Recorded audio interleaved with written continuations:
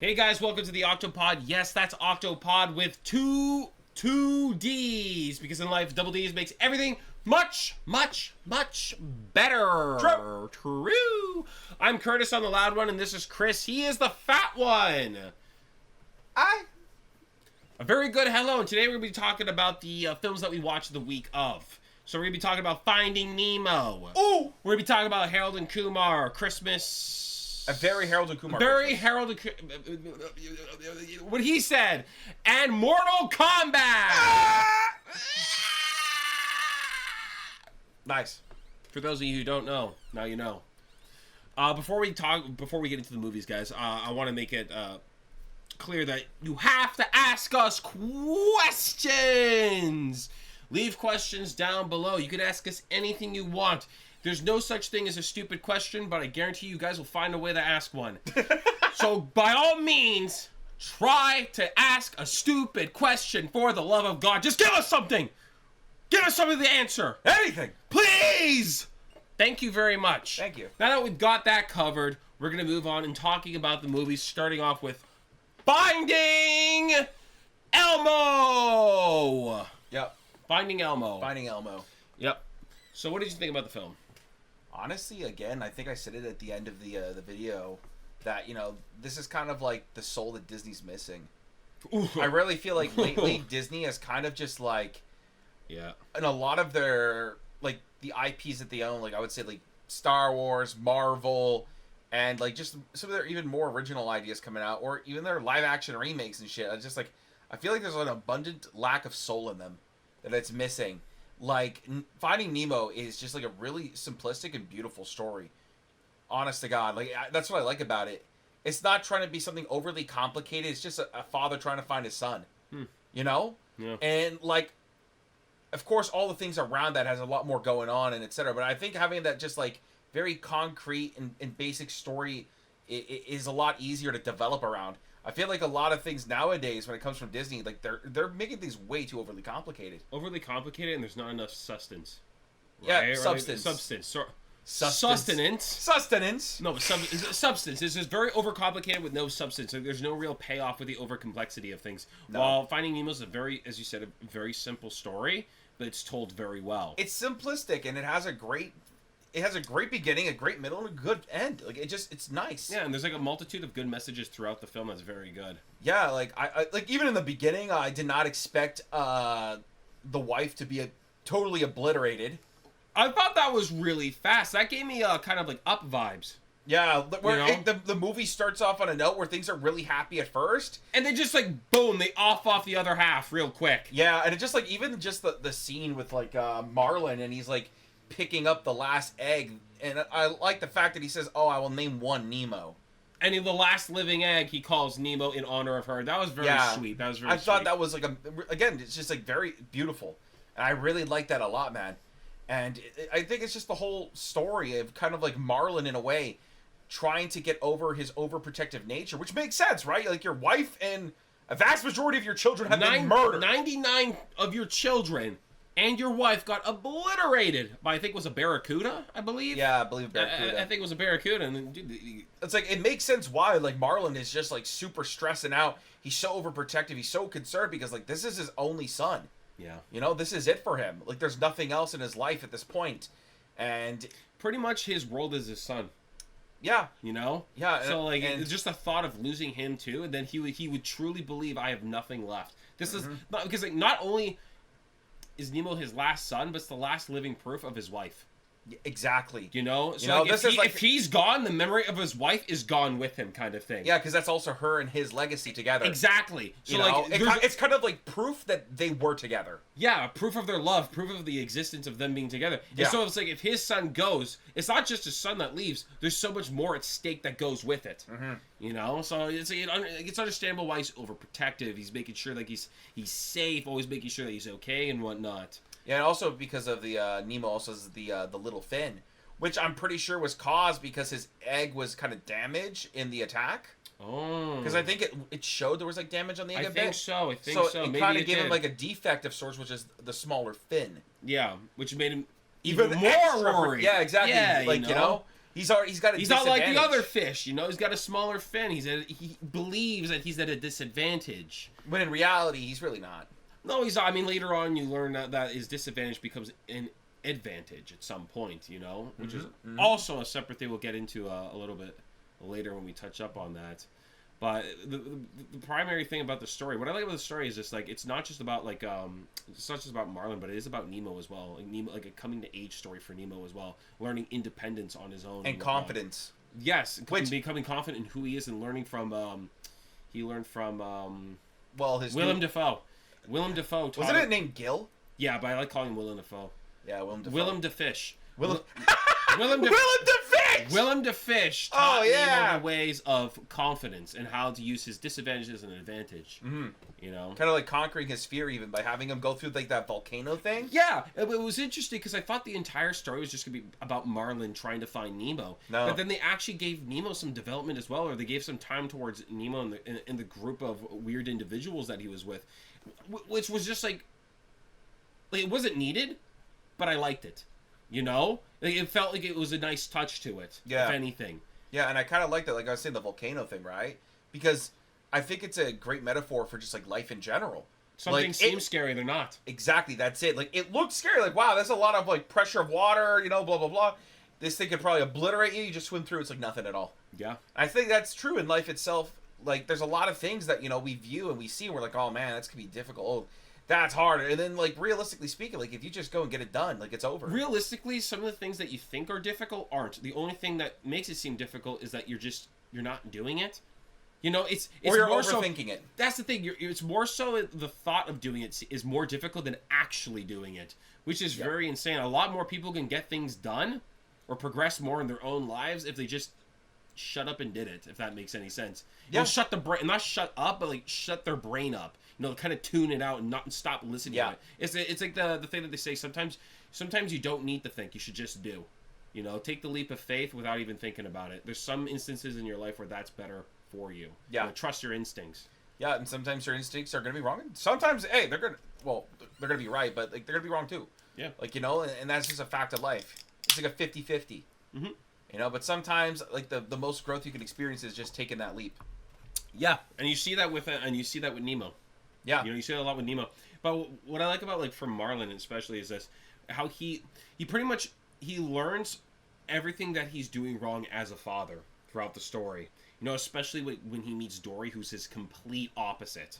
Yeah. Complete opposite. She is loving life. She's enjoying it, having a good time, though her memory's kind of like... really garbage. Beyond wonky. At first I thought Dory was an idiot. I'm gonna be honest with you, I thought Dory was just stupid or something like that. But then when it's just like, no, Dory has actual memory problems and like memory issues, it's just like, oh. And the only reason why her memory was kind of sticking is because she had Marlin around. And it's kind of like having Marlin around kind of brought back and retained the memories that she had experienced with him. She enjoyed his company, you know? Yeah. And not just, Marlin learned from her, and she pretty much so much learned from him, but more so it's like you said, was able to retain her memory and everything like that. Yeah. You know, they each benefited from each other. Mm-hmm. And what I also liked is how the movie began with foreshadowing events that would happen, like with the sharks. Yep. You know, with the sharks. And I think there's another part. Oh, about asking how old a turtle was and stuff like that. I kind of like how they foreshadowed every beat or event that would happen throughout the film. That was kind of cool. And it was a really awesome payoff through... when it actually happened. Yeah, and I like how also like the biggest learning lesson for Marlin was seeing Crush with his kids. He learned how to be a better father by spending time with Crush. Yeah, you know, and it's just like watching it, like the sea turtles, and like they're chill, they're relaxed. You know, like even you see Squirt fly out of the water tube thing. I can't remember the exact terminology that it's called for. He flies out of the water tube and then Marlin starts to panic and whatnot, and Crush is like, dude, chill, you know, he'll figure it out. Boom, Squirt comes back in, bam, he figures it out himself to come back in. And it's just like, sometimes you gotta let your kids figure things out on their own. You can't protect them from everything. And the thing is like, if you keep protecting them too much and you don't let them try to figure out how to get through difficult situations, they're going to struggle for the rest of their damn life. They'll be horribly underdeveloped when they get older. Yeah. You know, they're not going to be able to handle these... tougher situations. They'll never be able to handle tougher situations or figure out how to get out of them. You know, they're learning a little too late. You know, the older you are, the harder it is to learn. Yeah. More than anything else. So it's like when you're young, that's when you fail. That's when you make mistakes, because it's easier to bounce back up for the most part. Yeah, so I think that's the thing. I think for a lot of parents is like realizing that sometimes you're gonna have to let your kids fail and go through difficult things on their on their own. Sure, you can help them here and there. Oh, you can guide them, give them a bit of guidance here and there, and help them out. But at the same time, you got to know, like, when a situation calls for you to not intervene. Sometimes your kid's gonna do something stupid, and you know it might hurt them. Like, I'm not saying like it's gonna like injure them horribly, but maybe they're gonna get a little dunk on the head or something like that. It's a little stupid what they're doing, but you're just gonna be like, all right, let's just watch and see how this plays out. Yeah, you know, and they're gonna probably get a little hurt, and they're gonna realize, oh, this was stupid, this was bad, I shouldn't do it again. You know. Yeah, some moments like that. They're very valuable lessons. You know which moments you should intervene and which ones you can let pass and let them learn from. Yeah. You know, I believe most people are smart enough to know the difference. And that's the irony too, is that with Marlin being so overprotective, it's because of that overprotective nature that made Nemo kind of like rebel and then actually get captured and lose him. Yeah, because he felt a little resentment towards his father, which is understandable. You know, there comes a point where, you know, the kid recognizes that they want to grow up. They want to experience life. Yeah, they want to grow up. They want to do their own things, you know, hang out with their friends and stuff like that. And sometimes that's going to, most times that's going to involve you not being around. You know, and you got to be fully prepared to allow them to do that. You know, you got to trust them as well. If you raise your kids right, you should be able to trust them. To make the right decisions. Yes. You know, yeah.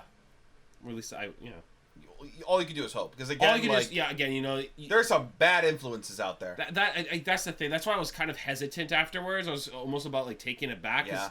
Sometimes you, especially with the internet, like, goddamn, that's another thing. Honestly, it's the internet, and when it comes to your children, it's the internet and other children that are a lot of the problems. Not every child's going to be as good as yours. And not only that, but like with the internet, you can actually moderate like what your child is consuming as content too. Like, you should be. You should be making an honest effort, understanding what they're enjoying and watching. Yeah, you know, more than anything. Like, I know a lot of kids love YouTube. All right, kids love YouTube and streams and stuff like that. There are some dumbest shit on YouTube.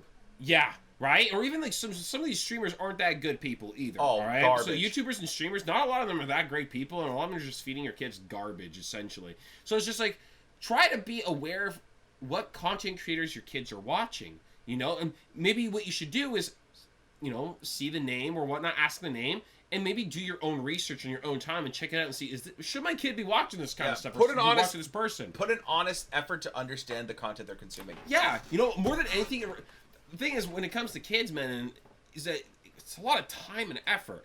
You know, it's like there's a saying that, you know, there is no off time when it comes to being a parent. You know, you're working almost 24/7. No matter their age, you will always worry about them, just because they're your kids. Yeah. You know. But yeah. Dude, Finding Nemo's dope. No, it's just like, it's crazy that a movie about a fish finding his son is just like this deep. Again, like I said, man, Disney's missing it. You know, like, the thing is, after watching Nemo, and you said that, it got me thinking about it. But now that we're really touching up on the themes and whatnot of the film, it's just like, dude, Disney's like, they're slacking, dude. They're lacking hard. Like, what happened to them? I feel like when I think it was maybe like after or during COVID, they took a huge dip.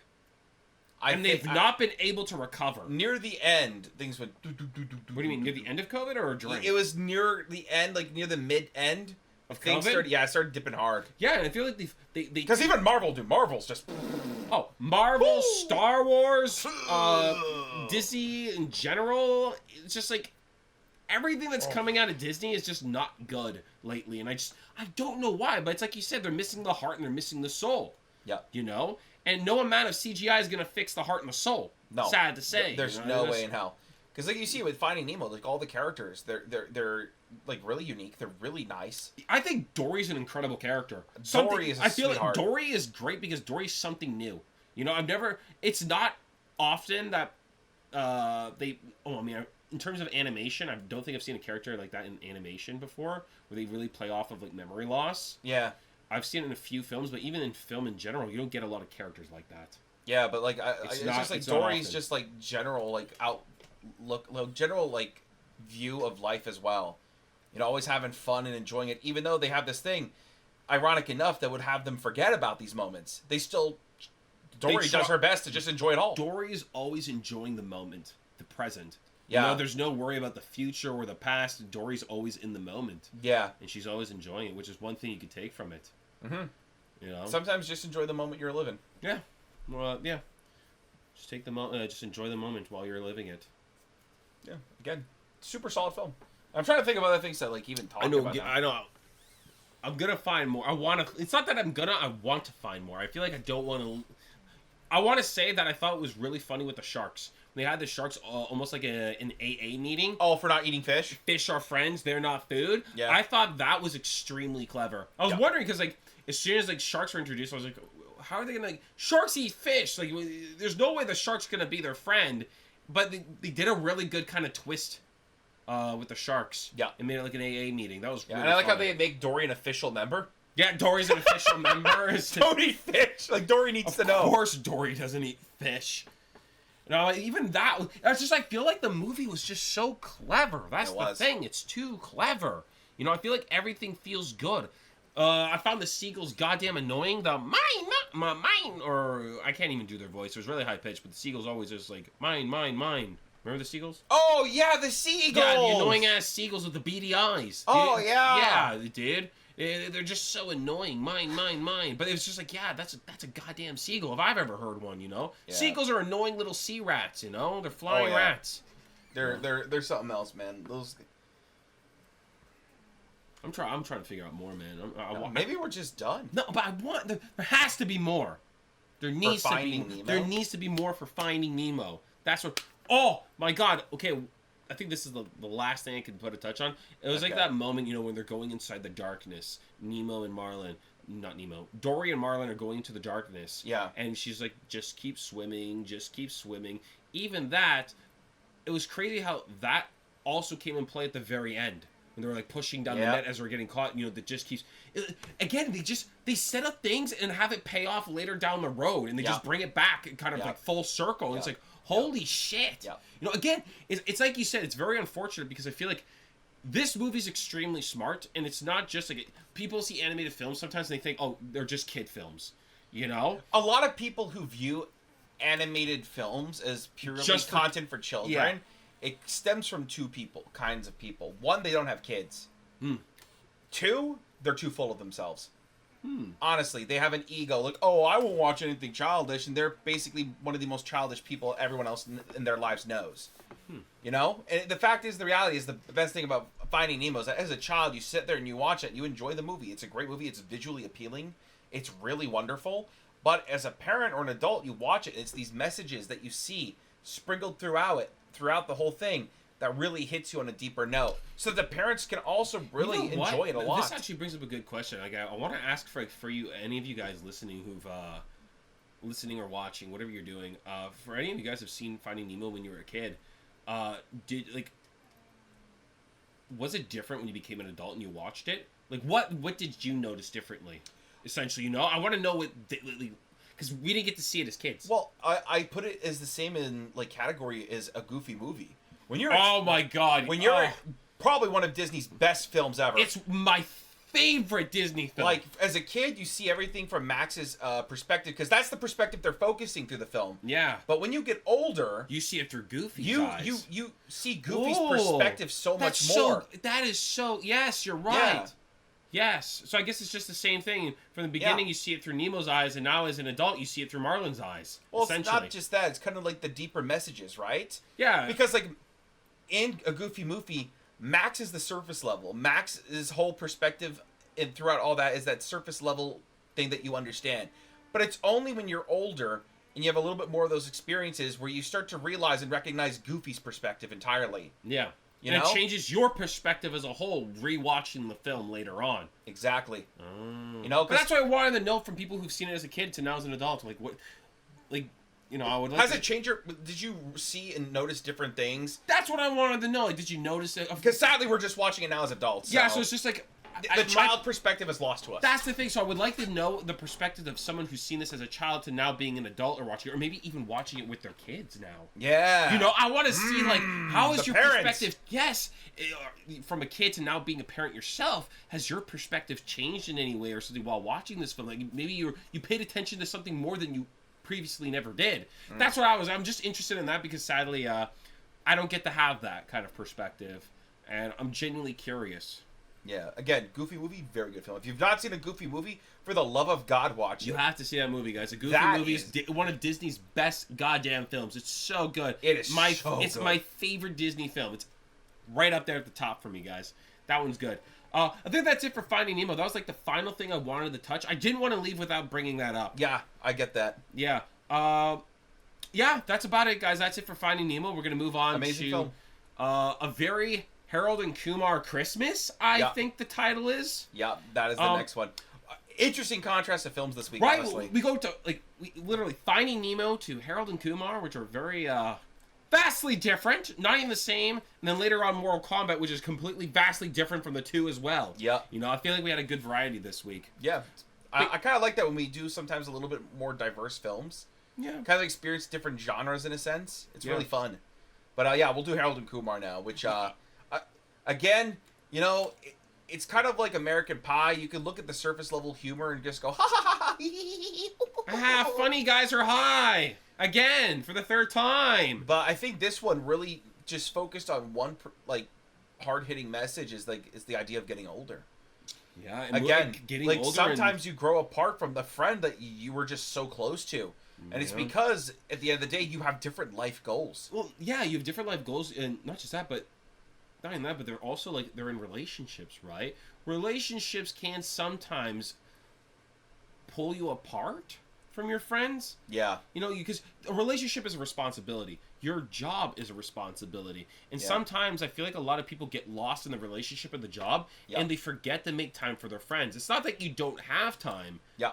It's that you don't make time, and sometimes life goes by so fast because of how much attention that the job and the relationship requires. Yeah. That you just kind of fizzle out of it, or it's before you realize it's been a year and you haven't even talked to them anymore. Yeah. You know, crazy shit like that can happen. Sometimes it's a little scary. How fast time can move by if you're not paying attention. It really is. Yeah. But it's not even just that, but you have to also think of the different perspectives. Like, Harold is now... He's married. They're both living different lives. Harold, he's enjoying his life. He's progressed so much in his career now.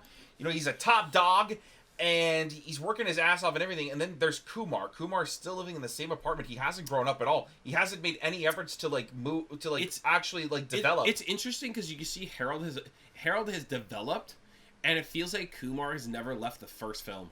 Exactly. Right? You know, Kumar has not grown up in any sense. He's still stuck where he was before. Yeah, nothing's ever changed in that regards. Yeah, look, he's still flunked out medical stuff again.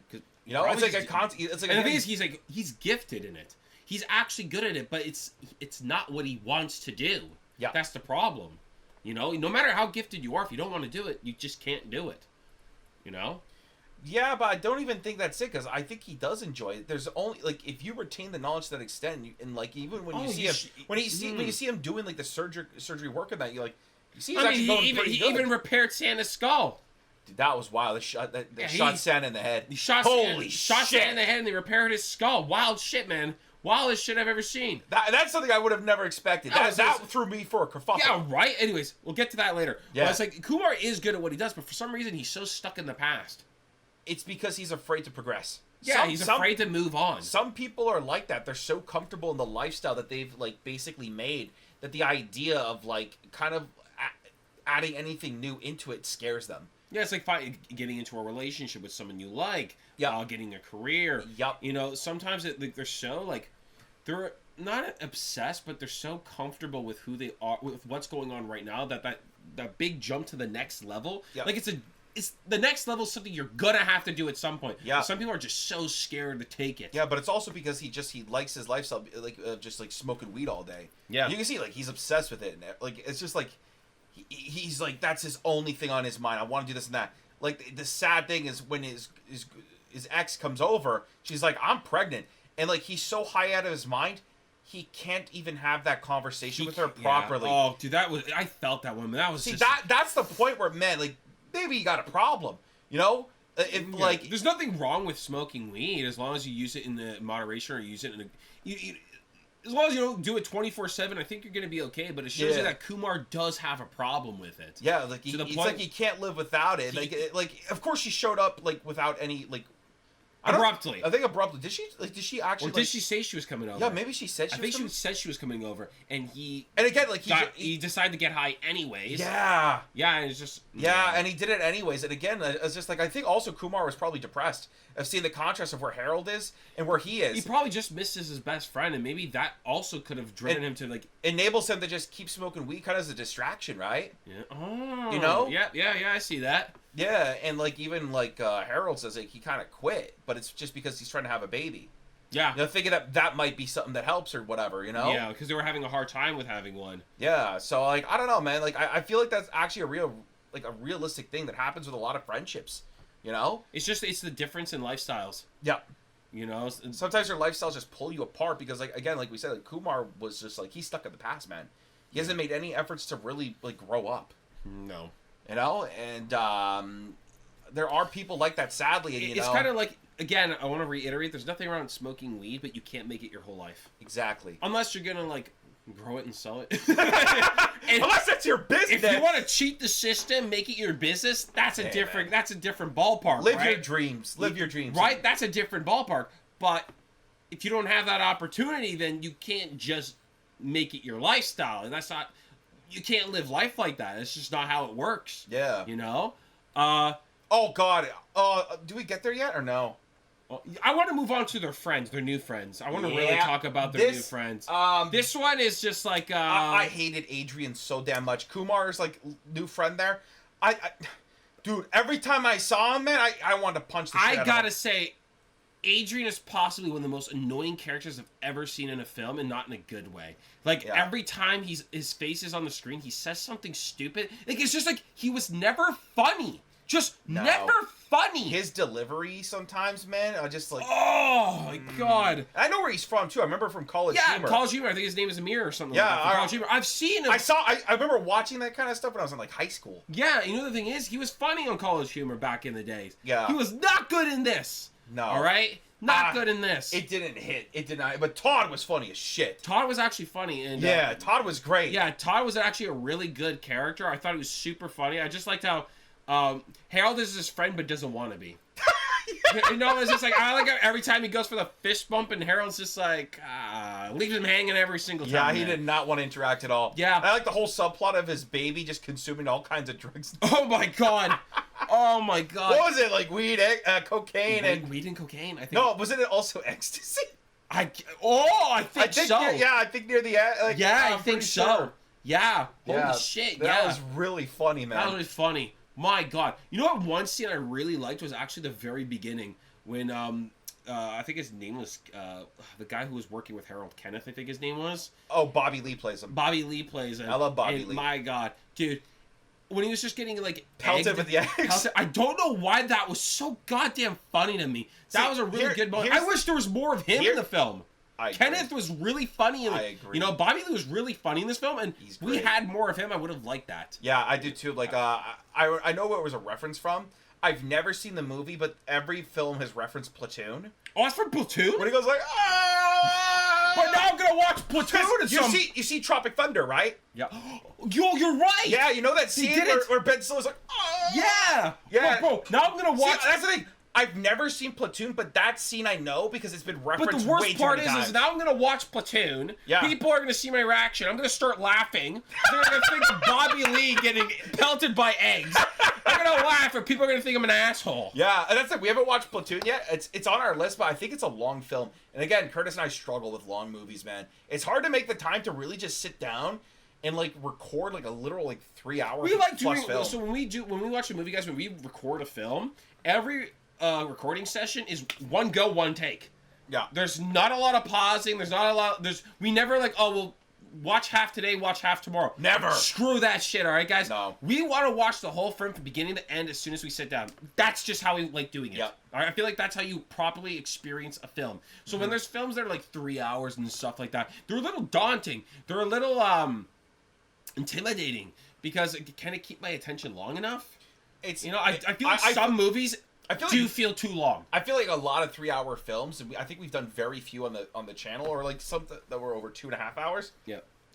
A lot of them were not like I truly felt they had no need to be that long. Yeah, they could have ended it sooner. They could have cut some shit out. Like I really felt it. But anyways, back to Harold Kumar. Back to Harold Kumar. We're not even gonna touch that. Yeah. But we're back. Todd was actually cool friend, interesting guy, funny as shit. Adrian was just I gotta the worst. ask though, why the hell did Todd never clean his window with full of shit, frozen shit? He never cleaned his window! I don't and he know. picks up Harold later I on know. with shit on the window still there. Bro, why do you have shit on your window still? That was beyond me. I think it's because like it's frozen that any attempt to really get it off could actually could damage it. I personally wouldn't be able to drive around with frozen shit on my window. I don't think I could do. All right, I'd wait for summer. I'm not going nowhere. The car's staying here. That's it. I'm bringing out a heater or something. Can't you just like heat up your car? Wouldn't it melt? Oh yeah, it's a good point. Right? Don't you have like you could just heat up your car on the inside? It would just melt at some point. Then you're gonna have like shit sliding down your car, but I mean, at least the shit's gone, right? Yeah. I don't know. I'm thinking way too much into that. All right. I want to also just want to talk about my favorite thing was the fact that every Christmas tree was just dying.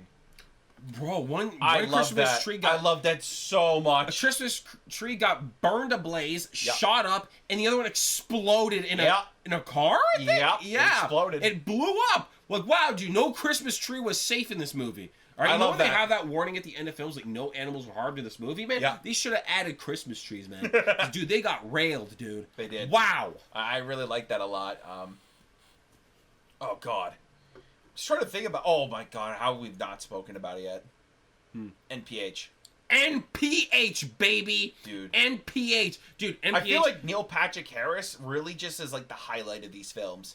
He's so funny, dude. He's so funny because he's such an asshole. I love characters that are assholes, but they're humorous assholes. Yeah. And my favorite thing is that how he played out that him coming out was an entire joke and everything. That was so funny. That's like such a next level joke for him to do. Yep, that was really good. That he's pretending he's always actually straight the whole time. He's just doing it as a gimmick to pretend he's gay or something. Yeah, to kind of protect himself because he's still a sleazebag. Yeah, but with nobody will believe the women because he's married to a dude. Yeah, exactly. So it's just like, it's kind of like he found a loophole or something. It's just so... Yeah, it was really funny how he did that and the way he worked out. I love how he treated the Waffle Bot like shit.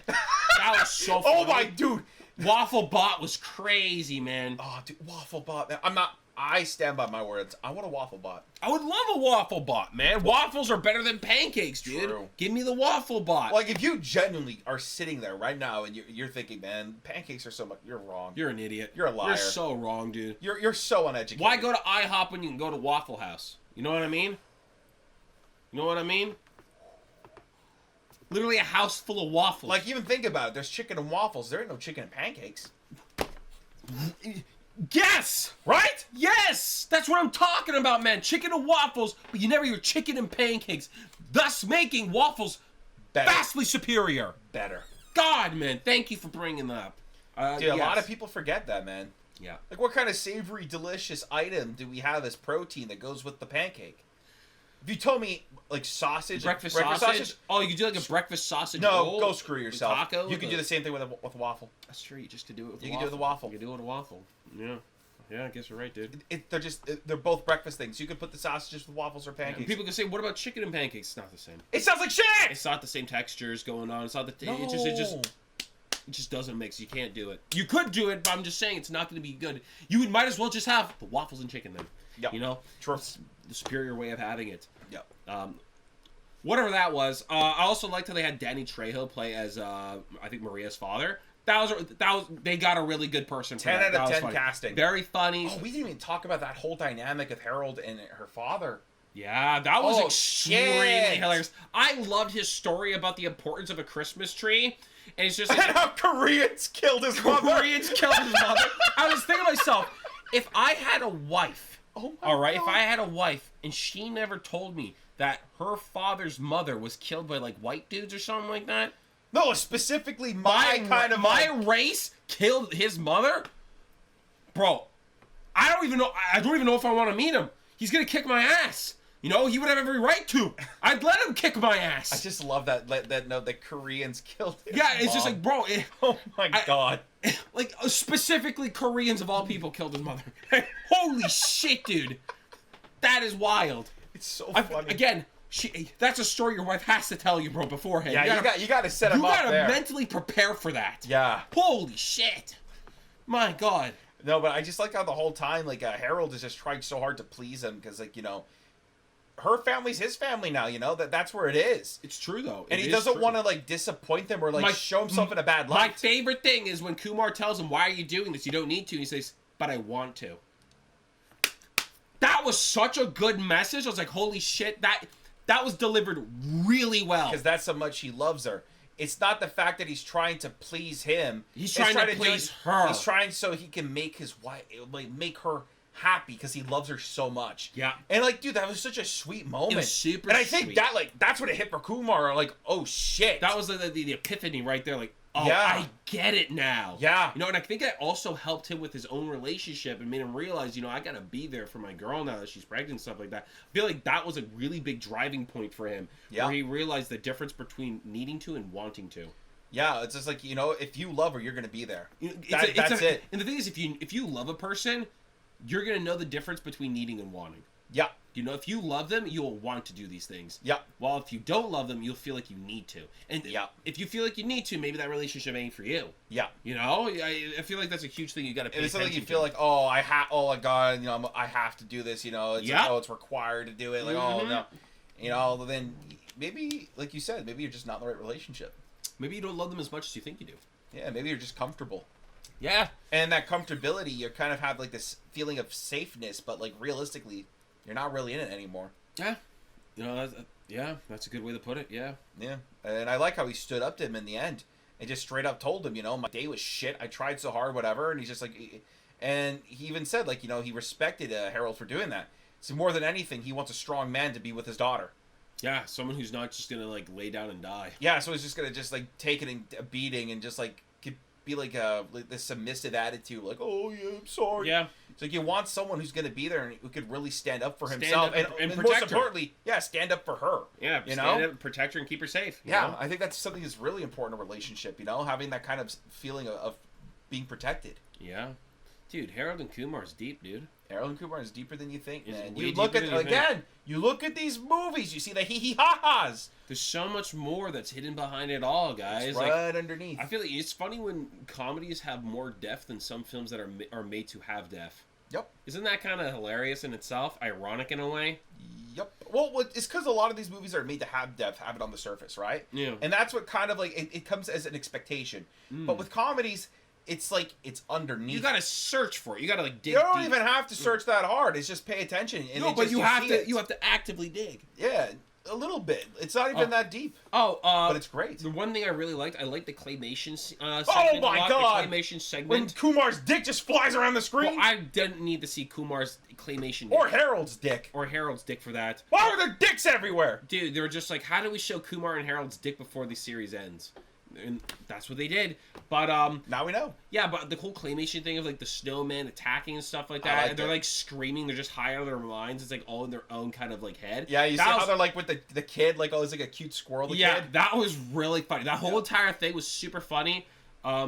Weird way to kind of reference A Christmas Story by having Harold's dick stuck to the pole. Yeah. Interesting. Very interesting, and I just feel like that hurts. That genuinely hurts, you know. Like, yeah, no shit, that hurts. Yeah, bro. I was just thinking, like, God, man, how do you recover from that? How do you go back to being a normal person after that? I don't know. Even hot coffee's not going to save you to yank that thing off. Like, dude, that's painful. I don't know. I felt bad for Harold, man. From cranking to yanking. From cranking to yanking, guys. Remember, crank but never yank. Pro tip. And then they shot Santa in the head. Yep. Yep. And then they flew in Santa's sleigh and they got back home. That was what. Yep. I never thought they would. So interesting that Harold and Kumar, like the first and second, were kind of like grounded in a bit. There's some unrealistic things that were kind of weird, but never something that felt foreign or bizarre. You know? Okay, I'm sorry. When they were riding the cheetah in the first film, there's no way. Yeah, that's riding the cheetah was kind of bizarre. Sure, yeah. Sure. Give that one a pass, though. Okay, I give it a pass. But this one, we had robots and magic. We literally went to robots and magic in Harold and Kumar 3. Yeah, it was sick. Robots and magic. I digged it. That shit was wild, man. I love WaffleBot. WaffleBot was sick, bro. Give me a WaffleBot. WaffleBot was the MVP, man. When he went down, I was crying. WaffleBot blasted lasers or something. Didn't you shoot lasers or something? Holy shit, dude. WaffleBot's sick, man. And I love that. I love you, Kumar. Pancakes are. Did he say like? What He said something I don't think I can say. You're right. Whoa. Yeah. I was thinking like. Maybe oh, don't finish that one. Yeah, maybe I don't finish that line. But Waffle Ball had it out for pancakes. That's for certain. I think that's it for Harold and Kumar though. Yeah. I don't think it was genuinely a fun film. Oh, you know what? We should rank the 3 films though. We should. Rank them. The Harold and Kumar films. Because this is pretty much the end of the Harold and Kumar trilogy, my God, right? you're right. I would go 2, 1, 3. I love the jokes in 2 so much. 2 is so funny. 2 is like way funnier than the first. One's Like they a- really went above and beyond. One's a great introduction, and then I put 3 last. I would say mainly because of Adrian. Oh God, yeah. He was just. Oh God, I was not feeling it, man. No. I was not feeling it. That was not it. But I definitely agree. I think 2, they took the jokes to another level. Yeah. 2 was phenomenal and super funny. Yeah. So 2, 1, and 3. That is the official ranking to the Harold and Kumar films. Any other rankings do not count. They don't exist. This is the official ranking to the Harold and Kumar trilogy. Yeah, you heard it first. You heard it here first, folks. Any other rankings don't matter. Remember that one. So we're going to say goodbye to that, and we're going to move on to Mortal... Literally say goodbye. We're done, Harold Kumar. It's over. Literally goodbye and adios, unless they do a 4th for whatever reason. I don't know how they Do you could or think why. I think they could, but I don't think they need to. I really don't think they need to. I don't think they need to, but if they did, I wouldn't be upset. No, I'd watch it. I would probably watch it. Yeah. Yeah. But anyways, we're going to move on to Mortal Kombat! Dude, Mortal Kombat is just so goddamn dope, man. For its time, this was a really good adaptation. Like, really good. That theme song, when it plays as soon as the film starts, man, that Mortal Kombat... You know the thing is, I've heard that Mortal Kombat song before, though. I've heard it before in a video of sorts. I can't remember where or when. That was years ago. I already know it. What? I think I was in, like, very early in school watching Smosh. Oh my God, that's what it was! Yeah, remember Smosh used to do those lip syncing things? They did the Pokemon one, that was their first one, and then they did a Mortal Kombat one after. That's what I remember. You're right! Yeah, I remember. Oh my God! Yeah, that's how old I feel. I remember watching Smosh when they first were a thing. Yeah. Oh, I remember. I love them. That makes you feel ancient, bro. Right? When you were there to see Smosh, man. I love Ian and Anthony, man. Ian and Anthony are great dudes. I'm biased, man. They're my childhood. Yeah. To this day, I love them. I love them the bits and pieces, man. They're really great dudes. Yeah. So yeah, we've heard the song before, but that you know what the thing is, they knew the theme song was dope as hell. They played it 4 to 5 times throughout the film. They didn't give a shit, bro. They're like, I guess we could throw it in here too. Like, yeah. The guy was just like, throw on the theme song again. They're like, yeah. It was so damn good. It's a great way to start the film. Not even just that. I think the overall soundtrack for the film was banging. Banging, man. Banging. Some good shit going on. Good shit going on there. I gotta search up the soundtrack still. I'll probably do that afterwards. Yes. I need to take a... You know what? Honestly, Curtis and I have also been playing Mortal Kombat 1 quite a bit here and there. What got us to watch the Mortal Kombat movie, not only have people been recommending it to us, but we've recently been playing Mortal Kombat 1. Yeah. We've played a lot of the Mortal Kombat games growing up. We played like Mortal Kombat. I know we played the SNES. Yeah, I know we played Deadly Alliance. We played I don't know, Armageddon. Armageddon. Yep. I can't remember which. I think I played 10. Maybe I don't remember. I played a few of them. That's it. There's so many Mortal Kombat games. So many of them I don't remember. I played a lot of them. Yeah, so we're very knowledgeable about. So we're actually knowledgeable about Mortal Kombat, you know, and never saw any of the films. Now we have this one. And, dude, it's just amazing. It's just Johnny Cage was perfection. Yes, dude, guys, Johnny Cage is my man. I feel like if any of you guys know me, you would 100% know that Johnny Cage is my boy. All right? He's the best character in all of Mortal Kombat. All right? Bro, he's so sick, man. I dream to become Johnny Cage. Yes. Yes. You should get some cool shades. I want to, actually. I was thinking of getting shades. I had something special I wanted to do for if we do the sequel to this. Yeah. Yeah, I'll let you know afterwards. Oh, you can't let him know? It's a trade secret, guys. Ooh. You can't know the trade secret. But yeah, Johnny Cage was phenomenal. The guy who played him, 10 out of 10, perfect casting. 10 out of 10, perfect casting. Not only that, he looked the part, and he had the mannerisms down to the confidence, the cockiness, charisma. The charisma Nailed. overflowing. Oh, I love the part where Sonya is just listing all these negative traits of him, and he's like, yeah, and you forgot good looking too. Dude, right there, I was like, that's my Johnny Cage. That was... That's where he is. Not even that. Oh, God. The guys, whatever bastard made this movie. First of all, okay? When you introduce Johnny Cage in the set, and he like hit the guy, and the guy forgot to fall down, and he says, oh, you forgot to fall? No, this is where you fall. Yeah, this is where you fall? And then you let him say it as soon as Goro falls off the goddamn mountain? Whichever one of you... Foreshadowing. The foreshadowing. It's not even just that, but even when he first fought those guys on the set... Let's dance! Let's dance. That's the first thing he says. He says that to Goro as well. And you saw, because, like, Johnny was entering this fight with a different mentality. Yes. And in that mentality, he was playing it like he was the character in that film. Yes! And that was the thing, that he had a different strategy and everything to beat Goro. Yes! Because even, like, Raiden told him, like, straight up, like, dude, your biggest problem is that you just run in blind. You feel like you're proving something by just running in blind to these guys. Yeah, it's because you're so insecure that people don't believe you're actually a martial artist. Like, people think that's you're a fraud. Yeah, so that's why you're always trying to finish the fight as fast as possible and be as flashy as possible. Yeah, but it's like the strategy of running away and finding a place of, like, where he has a massive advantage. Yeah. Where Goro has no chance and he kicks his ass. Yeah. And I like that, how they show that. Again, yeah. Even like no. Before we even go there, Johnny Cage versus Scorpion. Oh! Oh! Woo! Baby! Best fight in the whole movie. That was the best fight in the entire goddamn film. Oh my god. It looked good. Yeah. It was very fast paced. Everything about that was perfect. All right? The fact that they're fighting in like some kind of forest ass shit. Boom, boom, boom. Ooh.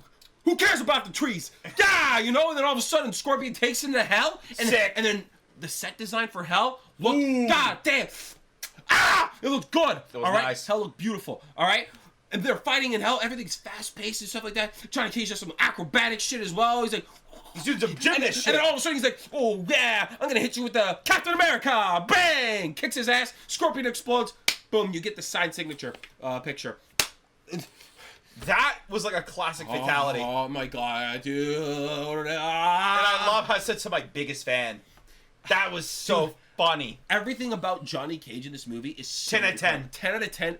Goddamn Not only incredible. that, but like, dude, even Liu Kang. Liu Kang was really... Dude, Liu Kang looked like Liu Kang. Right? He looked great. The guy looked like Liu Kang, Dude, 100%. and I also loved his attitude. Yeah. Like when Johnny tells him, like, oh, you gonna take the bags? Like, yeah, he just drops it into the It was water. funny because Liu Kang So wouldn't good. take his shit. No, I That was love it. that. I like that a lot. Even Sonya wouldn't take Johnny's shit as well, man. No. I like that a lot. But the guy, like, Liu Kang was actually really good. The only thing I had a gripe with is how Sub-Zero died in this film. That was so cringe. Sub-Zero got killed by a bucket. Yeah. He died to a bucket. I Yeah. didn't like that. I felt like Sub-Zero deserved more.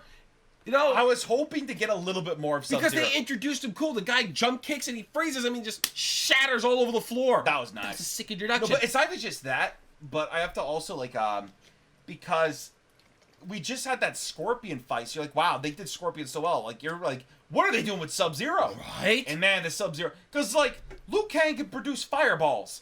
I thought we were going to be incorporating fire against the ice. You know? Kind of like a battle of these elements, in a way. I was thinking of that too. And then he's just like, oh, he just throws a bucket of water and kills him. That was weird. The bucket of water thing really. I wasn't feeling it. That kind of made me sad. I felt like if I had any complaints, that was the only complaint I would have. I felt like the Sub-Zero fight needed more. It needed, especially if it was following up that Scorpion Johnny Cage fight. It needed a bit more substance. At least they gave Liu Kang a reptile fight. That reptile fight was actually really good. Because, like, I'm gonna be real, guys. Okay, those reptile visual effects did not age well. That was some of the ugliest shit I've ever seen in my life. Yeah. So when they changed reptile into his ninja form, oh my god, it was so much better. It was really good. Oh, and man. that was a really good fight for Liu Kang. Liu Kang and Reptile. They was kind of made super up for cool. the Sub-Zero one flop. Oh, 100%. They probably knew, like, guys, this is kind of shit. We gotta get another ninja in here, guys. Let's just get Reptile back in here, Yeah. man. Let's make Reptile not CGI bullshit. Yeah. Make him cool and let's give him a good fight. Yeah. That was nice. I like that a lot. That was a good I one, really too. did. That was really cool. Oh, god. What? There's just so many things to talk about because the characters were great. Like, even Kano. The guy who played Kano was really good. Yeah. He was really good. Yeah. I kind of really liked, again, with even Sonya, like, oh god, what was her issue? Oh, she struggled with asking for help.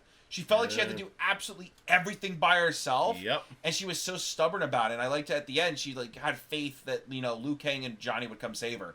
Like, and basically realizing her weakness is is now like she's like, oh yeah, I can rely on these guys. They're gonna save me. Yeah. They're gonna help me. And Liu Kang was just to believe. Just to believe in himself that he is. It was the classic Matrix thing, man. You just got to start to believe. I am the chosen one, dude. That's it. You know, he's starting to believe. You know, like literally, he had to start to believe, and that was his only problem. He had to believe in himself. Also, Shang Tsung was awesome. Oh, he was so. I feel like this great. movie was perfectly casted. Yeah. Oh my god. Like, I think if I had to think of casting, that I think maybe Katana was the one that threw me off a bit because. Well, to be fair though, Katana was not in it that much. She was barely there. No, I know that's the thing. Like, so it doesn't really. I don't really care. No, I don't really care because Katana was barely in it. She was. I'm not too sure. Raiden being white threw me off a lot, but bro, as soon as they show Raiden walk up and then he like takes off his hat or something, I was just like, that's not Raiden. Like, man, that's Highlander. What is he doing here? But I'm gonna be honest. I actually loved him as Raiden. It was weird because dude, like his like, he had this funny laugh, it. and it's just like way he kind of like schooled them or taught them wisdom was really good as well. Yeah. Weirdly enough, it's like you said that's not the Raiden I'm used to. But I love this Raiden. But for some reason, this Raiden was actually really good, and at first when I saw him, I was like, oh, I don't like this. And by the end of the movie, I was like, oh, I liked him. You know? It was just like he did a good job with what he did. Yeah. You know, his portrayal of Raiden was actually good. It wasn't. I didn't dislike it. I really liked it, man. Yeah. He won me over. Oh, do you know what they should do, man? They should put like that kind of Raiden in Mortal Kombat 1 as a skin. I think they already did it in one of the previous ones. Oh, did they? Possibly. Oh my god, I have to look that up. I think so. I think I know they do it with Shang Tsung. I know they had the original actor voice the skin. Oh. Yeah, for Shang Tsung. Yeah, I'm pretty sure that was like. I'm not sure if that was Mortal Kombat. I think it was 11, actually, the last one. Maybe 11 or 10. It was really recent that they did that. I would have to look that up then. But yeah, Shang Tsung was really good too. He was just such a good villain. The guy who played him was so goddamn good. I think overall the casting in general was solid as shit. Oh yeah, the casting was ridiculous. The movie was actually good. Goro looked incredible for like surprisingly practical effects on the Goro was so. I was scared when I saw Reptile and then they name dropped Goro. I was like, oh shit! Yeah, if Reptile looks like this, if Reptile looks like shit, man, imagine Goro. I kind of wish they didn't do Reptile in CG. Nah. If they did practical effects with Reptile, figured out a way to make that work. Oh, he could have looked so much better. Or they easily could have just kept him like in his ninja form and utilized acid. Could have done that too. Or maybe give him like some kind of like monster like mouth or something. Maybe. I don't know. You know, the CGI just was not pretty. It was really like it was very rough. It was like PlayStation 1 graphics, man. And that's like being generous. Maybe even Nintendo 64 actually. This thing looked bad. It was definitely not good. But it didn't throw me off that much. Like again, it's the time period. I can ignore it, but it was funny. Yeah, it didn't bother me. The thing is that the movie as a whole is just super entertaining. Yeah, that's it. It was just like it was a solid, entertaining film. And for an adaptation, when you think of Mortal Kombat, I feel like Mortal Kombat is hard as hell to adapt to film. Super hard. All right, because you got to make sure the things that shine the most are the fights. You have to make sure the fights look good. The choreography is incredibly important. They have to look good. And other than the Sub-Zero one, I was actually pretty cool with a lot of it. I was like, I'm okay. Some of them were a bit slow and stuff like that, like Liu Kang and Katana, just like playing around in the sand, really. playing around the sand. Katana let him win and stuff like that. Yeah, they're just wrestling. Wrestling, you know, and the other ones weren't that bad. No. Then you saw like Shang Tsung like suck the soul out of guys. They take their souls all the time. I also. What about the dude there? What's his name? I can't remember his name though. Who got destroyed by Goro? Like Goro beat the shit out of him. I told you, man. It was like Drago fighting Apollo Creed. It was the same thing, man. My God, it was just not fair. No. Goro was just like beating. This guy has a fist. Guys, odd fingers, even arms. Not a fair fight. No. It's not fair. All right? It's just not fair when someone has double even arms and odd fingers. You can't beat them. No. You just can't do it. He basically sacrificed 2 fingers for 2 arms. He sacrificed 4 fingers. Oh, yeah. Yeah. Oh, whoa. Yeah. Can you imagine just a big hulking fist with fingers? Each finger was the size of your fist. All right, and he just pow. Bro, your head explodes like a watermelon to a sledgehammer. A sledgehammer to a watermelon. Like it's just like you're gone. All right, you skip brain damage and just explode. That's it, dude. You skipped the Can you damage. imagine if Goro had the audacity, all right, to just go like, put his hands together, But can he do that with 3 fingers? yes, he could probably go like this, all right. Imagine, no, but like think of that. this. The thing of this, he has 4 arms, so he puts the fist like, look, put your fist out like this. I put my fist on top of yours. What if Goro just went up and pow right on the skull? Instant dead. Bro, your neck snaps. Everything just blows up. No, I think your head just goes. Yeah, it's gonna be a horrible thing. I need to see the Goro do that, guys. I need to see We need Goro in a game, in a film, I'm pretty sure Goro's done that in a game. in an animation. I need someone to show me Goro just sledgehammering, boom, right on top of someone's skull. I just want to see what happens. You know, I think it would be cool. I don't know. There's this show where it just shows you like the impact of things, and they show you like a little test dummy that's made up of like almost like a human body, and I know what you're talking shoot about. cannons and stuff like that. I need someone to replicate like robotic Goro arms and just give me a representation so I can just see what happens. What would the velocity of force of Goro's arm smashing your head? What if Goro used his Would fist? Goro instantly kill you? Would you explode if Goro went overhead fist to your skull? How bad would the damage be? Could you survive? No. I need to see that. I want to see it. There's no surviving. No, not really. Not even that, but if Goro kicks you, man. Dude, he's got them big feetsies. Goro's got some big feet, man. I think he's only got 2 toes. You got 2 toes, man. But, man, can you imagine his 2 toes? Ah! Right in between your neck. Ah! And he's like closes his toes. Ah! He chokes you out with his toes. That'd be scary. That'd be scary, man. He could just, like, grab you with his toes, lift you in the air, and choke you to death. That'd be a scary-ass way to die. He looks you in the eyes with his toes gripping your neck. Ah! I'm dead. All right. Okay. That was, yeah. Okay. Yeah. I got really into that. I'm sorry, guys. I don't know what came over me. I became too curious. I got lost in the sauce, as they would say. The final fight was actually really cool. The final fight was really cool. Of like Shang Tsung and Liu Kang. Liu Kang. It's kind of funny when Shang Tsung's just like, "Hey, I'm gonna summon all these dudes." All right, They all just get their shit kicked dude. in. All the dudes get annihilated, man. Like, why did you even summon them? Waste They of were time. shit. Losers. Yeah, they were losers. And then we got forgot to talk about. We actually got the bicycle kick with Reptile. The entire movie, I was waiting for bicycle kick. I was like, you can't have Liu Kang and not have a goddamn bicycle kick. Yeah, I hit right. Yeah, I loved it. Yeah, even in the beginning of the film, they show you Liu Kang's little his little room, and there's a bicycle on the wall. Bicycle kick! It's coming, bro. I was waiting. Ever since I saw that bicycle, I was like, it has to be here. It has Needs to be here. I even like the ending where they kind of like lead up to a potential sequel for Shao Kahn. Yeah. Yeah. I'm terrified to see how Shao Kahn would look. I don't think he's that hard to replicate. They did Goro very well. I think they could do it. If they did Goro well, they could do him well. But I like that they planned a sequel right from the get-go. That was pretty ballsy. I don't know if it was good, though. I don't know. We'll be the judges of it. We'll get to it eventually. We are 100% going to watch the sequel, guys. I'm just telling, I don't know when, but we will watch it. I can't even remember what the name of it was. I want to see it, and I want to see the newest one. I heard nothing but terrible things about it. But I'm super interested because they're going to do the second one with Johnny Cage in it. And I don't like who they chose for Johnny Cage. Like, I think Carl Urban's a fantastic actor, but he's not Johnny Cage. I don't see him as Johnny. He doesn't have the look for Johnny Cage from what I can tell. Who knows? He'll probably surprise us. Who knows? He'll probably surprise us. Because he's a good actor. He is a good actor. I have nothing against him. Just when I think of Johnny Cage, I'd never thought of him. No. But you never know. He might surprise me. I hope to God he surprises me. Yeah. But so we have to watch that one just because I want to see that film for Johnny Cage. We'll eventually do it, but I think we're done with Mortal Kombat, man. I have nothing else to say. I'm happy. Yeah, I've got nothing more else and to we say. got questions to go through, bro. Yeah. That's it for the films this week. Very solid films. A great variety Lots of fun. Lots of fun. We had a great time. So we're going to move on to the question segment. There were a few questions. This week. Not as much as last time, you know. Yeah, it's okay. It's all good. I found some good things.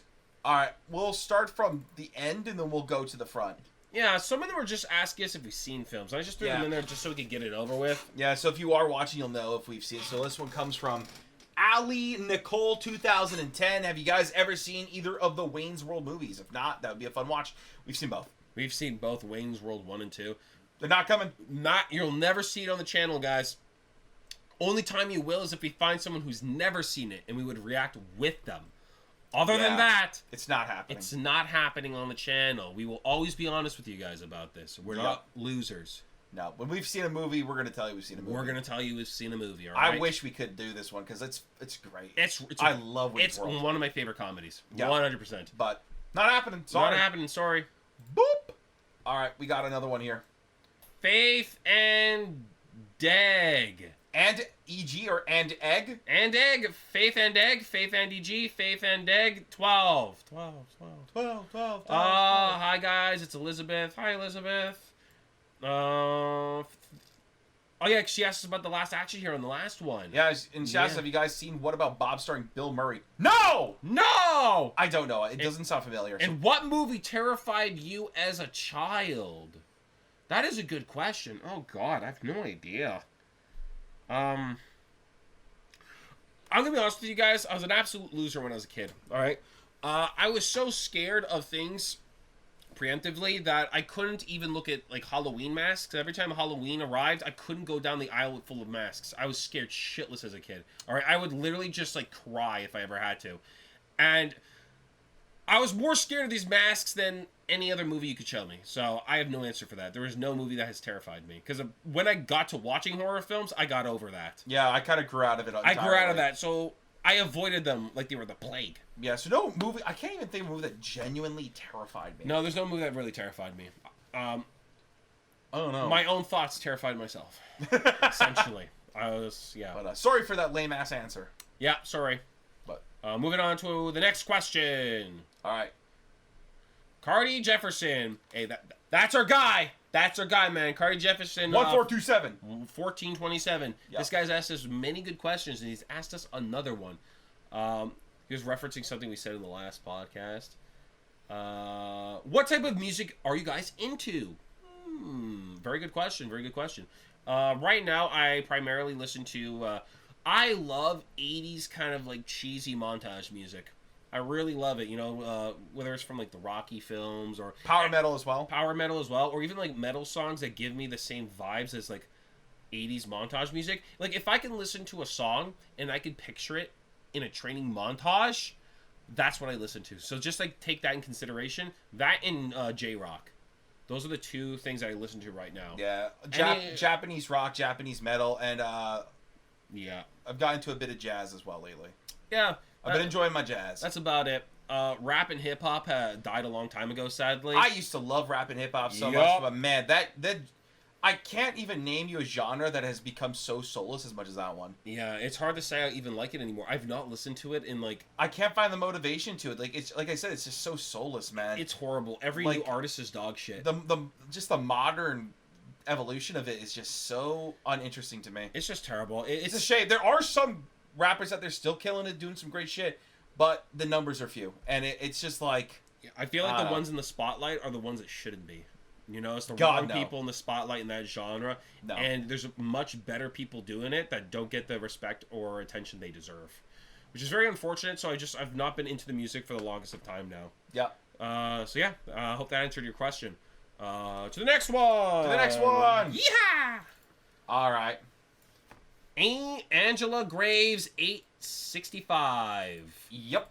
And my question is, Dune Part 2 is coming out on March 1st, and I was wondering if you two have seen the first part, and if not, will you watch it on the channel? We have not seen the Dune movie. No, we haven't, and I think the Dune film is like just barely 2 hours long. Oh. I think it's 1 hour 52. Oh, yeah? Yeah, because Kyle even recommended to maybe even give it a shot. You know what? Maybe we will do Dune, Angela. Maybe stay tuned for Dune. Yeah, you know what? Maybe we will do it. I actually was looking into it like a couple weeks ago, I'd say. So, honestly, stay on your toes, Angela. It might be coming sooner than you think. Yeah, I'll look into it a little bit more. Yeah, thanks for the friendly reminder, though. That's a good one. Thank you, Angela. Thank you. Next question. All right, this comes from Dave W90. That's our Dave. That's our Dave. Yeah, he put banana emojis. I like that. Oh, nice. If you guys were to give any piece of advice to any aspiring YouTube reactors, what would be your words of wisdom? I liked this question a lot. Really good question. There's a reason Dave. why I left this question for last, because I think we'll have the most to say about this one. 100%. Do you want to go first? Yes, because my number one advice, more than anything, is to have fun. It is so essential. Like, you have to enjoy yourself when you do this, all right? If you enjoy yourself, the person watching is going to enjoy themselves too. Having fun is infectious, all right? Mm-hmm. If you have fun, they're having fun. So you have to have fun when you do it, and you can't be afraid to not be yourself fully.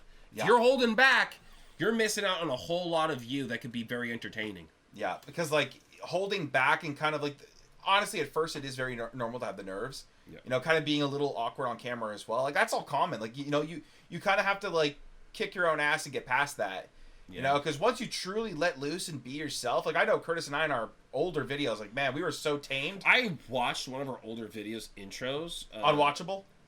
I start to cringe. I can't do it, man. I can't believe how tame we were back then, man. I thought we were always kind of wild and rambunctious, but man, no. We got comfortable, and still what you see now is more of what we are. Yeah, we've become very comfortable with doing this, so we're Yeah. able to give you guys as much stupidity as possible. Yeah, we can crank it to 11. Yeah, so you have to have fun. You need to be yourself. Like, you genuinely have to, you know? Just put yourself on the table there and just let it all out. Yeah. Another one would be have thick skin. This is very important. If you're going to ever put yourself out there, whether it's reaction content, any form of content you're putting out on the internet, you need to have thick skin. You're going to have people who don't like you. And For any reason, they're just not going to like you. They're going to you're going to get some comments that are very mean, that are very ignorant. They think they know what they're talking about, and they absolutely have zero idea of what they're talking about. And more than anything, you have to have the thick skin. You have to have the mentality where you could just ignore it and let it go. Yeah. You know, it can't affect you. If people on the internet typing mean things to you hurt you, don't do it. Just don't. It's going to give you more stress and anxiety than you need. Yeah. Yeah, so if you have that problem, don't do it. For your own mental health, just avoid it. You know, it's not for you. I wish we lived in a world that was, like, really cuddly and nice, where people would just say kind things, and people had shit things to say to you would just not say it at all. Realistically, the people who want to talk shit to you probably have the biggest mouths, and they're going to let you know. Yeah, pretty much. And that's just the realism of it. You have to deal with it. It's part of doing this. And very fortunately, Chris and I don't give a shit about what anybody says about us. When they're insulting us, any negative comments, we just don't give a shit. More than anything, we find it funny. We think it's hilarious that some people are literally that pathetic to take that much time out of their day to even write such a thing. Yeah. It's funny to see how much they care and we don't. Pretty much, yeah. Yeah. I like that. And also, if I want to be like honest, I think one of the most important things when it comes to doing YouTube in general is consistency. You can't be uploading a video here and there. What you have to do is think of it first. All right, I'm going to start doing this. I'm going to have a video up every single, whatever date is, maybe every Tuesday, right? Yep. You have to stick to Tuesday. Mm-hmm. You have to have a video done by then. Because, if you miss it, you're already falling off. The consistency is so key to doing this. You need to get into the habit of having a video out, like he said, maybe every Tuesday. You have to make time for this thing to come out. It's a deadline. Yeah. You can't. It's life or death. If you miss this, it's over. Okay. Yeah. That's how you have to treat it. It's like right now for Curtis and I, one of the most important things for our channel is just it's being consistent, making sure we have our uploads up in the days they have to go up. Yeah. We have to. There's no excuse. We filmed on Christmas Day and Christmas Eve. Yep. We just have to do it. Does it suck? Yeah, but then again, all we're doing is watching movies, so it's who cares? It's not that big a deal at the end of the day. Yeah. But it's just that consistency is such a significant part of this. If you can't be consistent, don't bother trying. Honest to God, that consistency is so key to finding any kind of success. And sometimes it might not even be once a week. Maybe your video comes out once a month because it's a high quality kind of thing that you're doing. Yeah. But you just need some form of consistency of what. The consistency should correlate to the quality of the product that you're putting out. Yeah. And I'll be honest, reaction content, there's no excuse to be monthly. No. It's pretty much... I'm not some kind of pompous asshole who believes that what I do is this hard and incredible thing. No. The hardest thing that comes with doing what we do is what our editor does. Yeah, and he does that. He technically does all the work, essentially. He does the hardest editing thing. This kind of content is not easy. It's really hard with copyright and stuff like that. No. It's horribly hard. If you want to get into reaction content, you're going to be editing your own stuff, too. I'm letting you know that's the hardest part about this. We've edited our own videos a while back, and it's hard. Also, figuring out how to battle copyright. Yes. That is one of the biggest pain in the asses that still hit us today. There's a lot of techniques and stuff that you got to figure it and find out. You know, there's that as well. So yeah, it's just like being a YouTuber or whether it's reaction content or any form of content, there's a lot of things that come into play. It's not easy. It is a job. At the end of the day, it is a job. Yeah. You have to take that in consideration. Treat it like again, because of that consistency, you got to treat it like a job. You got to treat it like a job. Take it serious. You know, have fun, but at the same time, take it serious. You know. Yeah. If you really want to make it work. Yeah. But yeah, I think that's my key things to say right now. You know what? I think the best thing would be is like on camera, have fun. Off camera, take it serious. 100%. You know, that's a good way to put it. Yeah, that's probably the best way to put it. Yeah. Yeah. I think that's the best advice we could give you. I think we gave you a lot more than we came up with a lot more than I was thinking we were going to come up with. But I feel like those are the most important things. There's probably a bit more, but for now, that's what comes to mind. So hopefully that helps you, Dave W90, or anybody else out there who is interested. But I'll leave you off on the most important thing. Just do it. Literally, just do it. Stop thinking I'm gonna do it. Think, oh, I need the best equipment. You don't need shit. You don't need. If you look at my older videos and where I got subscribers and I started building this, doing the reaction, my camera quality was literally a webcam that came out in 2010. Not even that, the camera quality was dog shit. The mic was shit. Mic was dog shit. Dudes, everything was shit. Our thumbnails were dog shit. All right, a lot of things we had were dog shit, but we just kept doing it, and as we did it, we got better. We learned more. We did things differently. We evolved. Yeah. So don't worry about, oh, I'm not the best or I don't have the best. Doesn't matter. Don't worry. Start working on it, and you will become the best. Start finding yourself and who you are and that comfortability in the camera, and the rest will come along the way. You'll figure everything out on your own. That's it. We believe in you, and we love you. Yes, sirree. On that note, that's it for us. We're going to peace on out. We're done. That's it. That's the end of the Octopodd, guys. Remember, for the questions, guys, I forgot to give a special emoji in the last episode. That's so big. Oh, I know a good emoji. Hit him with the good emoji. Arm emoji for Goro. Arm emoji?